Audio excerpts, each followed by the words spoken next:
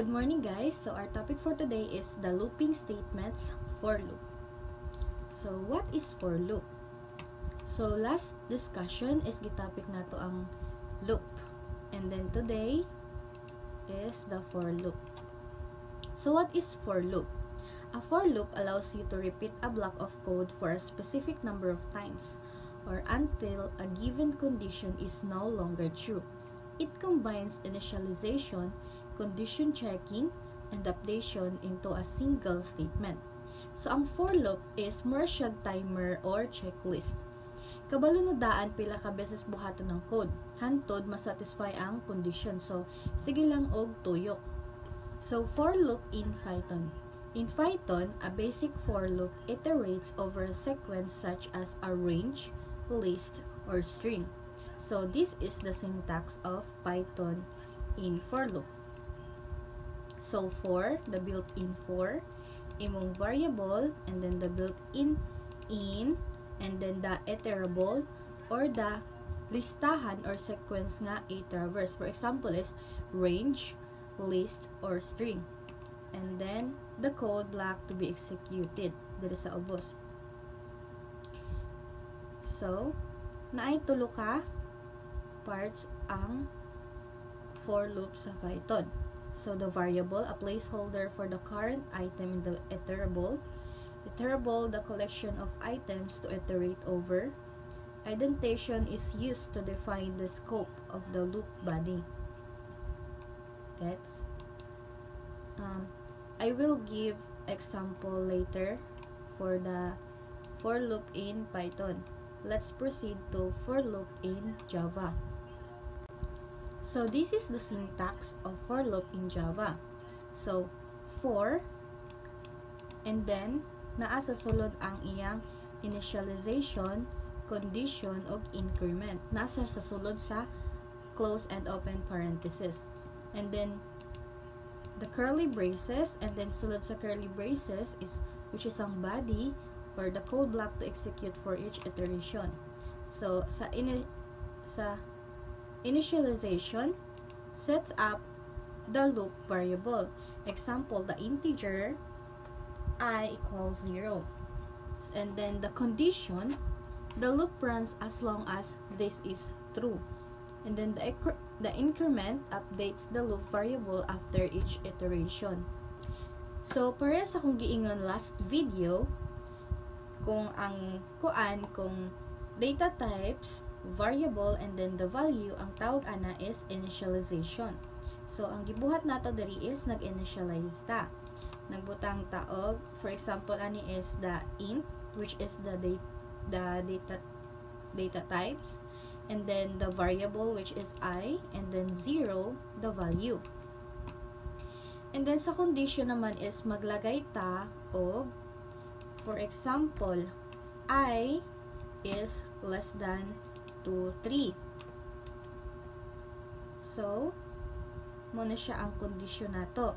And then, sa increment naman is maglagay ta atong I++ or ang pasabot ani is ang atong variable which is the 0, kung mag-loop na siya is mag-add ta permente og 1. So, I will give you an example of for loop in Python. So, for example is for I in range 1 and 4.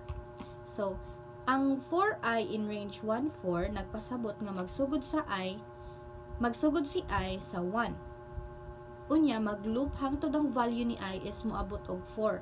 Pero, dili maapil ang 4. So, ang mugawas ra kay 1, 2, og 3.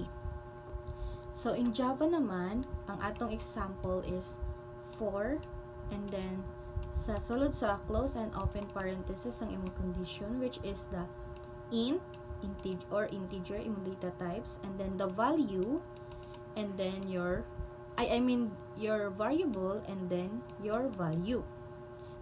And then gibutang diri nga I is less than or equal to 3, and then I++. So, ang pasabot ingani is more siya checklist nga ingani. Magsugod sa 1. And then, padayon basta ang imong variable or I is less than or equal to 3. So, yung ni siya. Ang code nagpasabot nga magsugod si I og 1. Unya, mag-loop hangtod si I moabot og 3. Kadahuman sa loop, iyang i-increase ang value sa I. Iyang i-increase og isa. So, ang ipagawas nga output kay 1, 2, and 3. So, ang atong I man is, nagsugod siya sa 1. So, magsugod siya sa 1, and then i-add na po na to. Pagka loop niya, mo add na po siya 1, and which is, ma-2 na siya, and then mo add na po, hantod sa mag-3, and then false na siya, means, muhunong na ang code. So, let's move on to the next topic, which is the nested for loops in Python. In Python, you can nest loops simply by placing one loop inside another. Identification defines the scope of the inner loop. So, ang nested loop is loop nga nagdala og loop. So, sa isa ka loop is naapod siya sulod nga loop. So, para ni siya sa mga pattern, mga multiplication tables, and mga grids. So, I will give you an example for Python nested for loops. So, Python example, for I in range 1, 4, for J in range 1, 4, print F.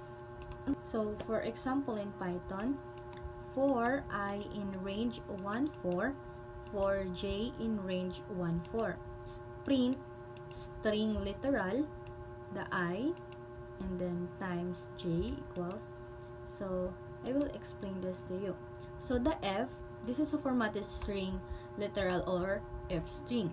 It lets you insert variables directly inside the string using the curly brackets.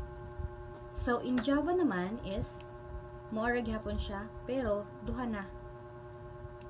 So, for, sulod dayon ang condition, the int I is equal to 1, I is less than or equal to 3, and then I plus plus, which is the increase of our variable, and then the second loop is the for int J, the second variable, and then the J value is 1, J is less than or equal to 3, J plus plus.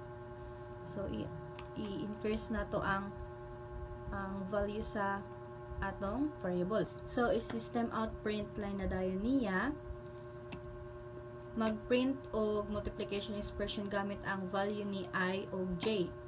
And then, ang I plus X quotation plus J kay i-convert sa string. So, mahimong 2 times 3. Kung 2 ug 3 ang values. Dayon ang I times J nga sulod sa open and close parenthesis kay i-compute una.